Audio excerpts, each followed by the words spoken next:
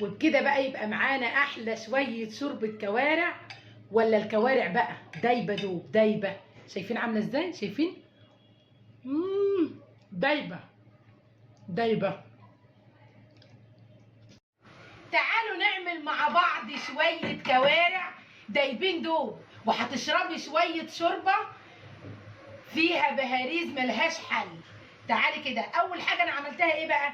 حطيت شويه ميه يغلوا، وبعد كده بعد طبعا ما غسلتها الغسله التمام التمام التمام، اهم حاجه الغسيل.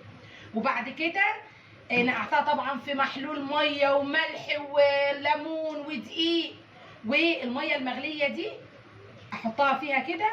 مجرد الميه ما غليت وبعدين انزل زي ما انتم شايفين بقى بشويه الحاجات دول اللي هم ايه بقى؟ طماطمايه، بصلايه، ورق لورا، حبهان، وفلفل. ولمده 5 دقايق بقى في كل الحاجات اللي احنا عملناها دي، سيبناها 5 دقايق بس، وهنسيبها فيها كده واوريكم الخطوه الثانيه. ولمده 5 دقايق بقى كده انا سبت الكوارع في المحلول اللي انا عملته قدامكم ده على النار، وبعد كده جبتها زي ما انتم شايفين كده طبعا مغسوله من الاخر.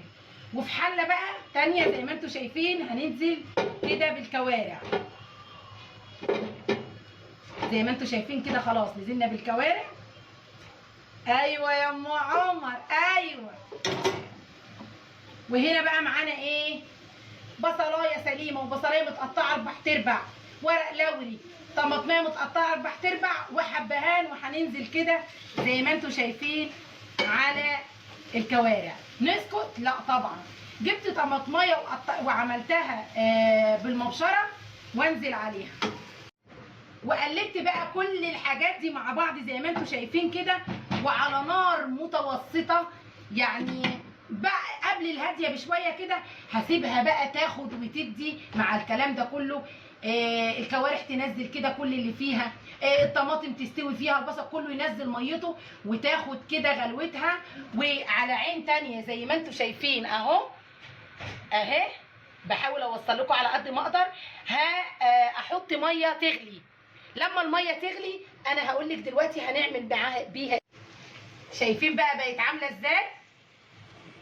ودي الميه بقى اللي انا غليتها معاكم بعد ما هي بقى شربت كل البهاريز اللي انا حطاها.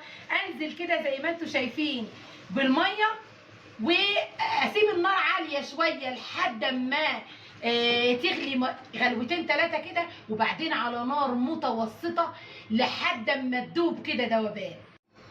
شايفين الشوربه؟ ولسه بنقول يا هادي.